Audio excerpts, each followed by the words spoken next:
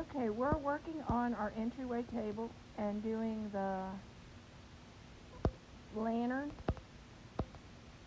First, we're going to start with putting the beads at the bottom of our lantern and scattering them around. These are really cheap scatter for your entryway tables and your tablescape tables to make a great look for Mardi Gras with really cheap to make the impact. So really use all the different color beads because it really does make your table really look pretty and make a wow factor. This lantern I already put a bow on the top of the lantern. This little hat was actually from a headband that broke, so I have a couple of them, so I'm using that inside my lantern. And I have little coins. I'm going to scatter those around here and there too. Here and there because, I really like the scatter. I think it makes the wow factor on your table. And I also use 2 masks, and now I'm going to add our feather boa, and I'm going to just weave that in the opposite direction of what I got the beads, just to make more of an impact. I think the more the better with Mardi Gras. The more wow you can put out, the better.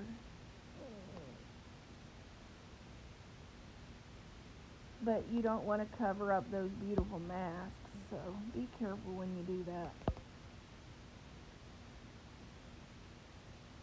The only thing I have to add yet is I have to add my centerpiece to this table, which is already done. I'm going now to get the centerpiece. It's easy when you decorate to have a box beside you where you're pulling all your stuff out. It just makes it simpler. And the only thing I didn't have in my box was a centerpiece. It didn't have enough room. So here's the centerpiece.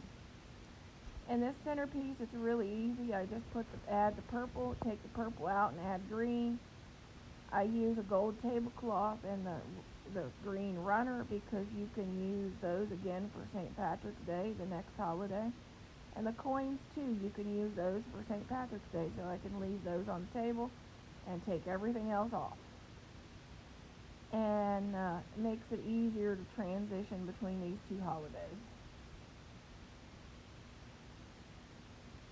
I hope those tips help you create a beautiful Mardi Gras tablescape and help you transition to St. Patrick's Day because they're just only a month apart. So I like to try to keep things where you can easily transition from holiday to holiday with not so much effort to have to redo everything.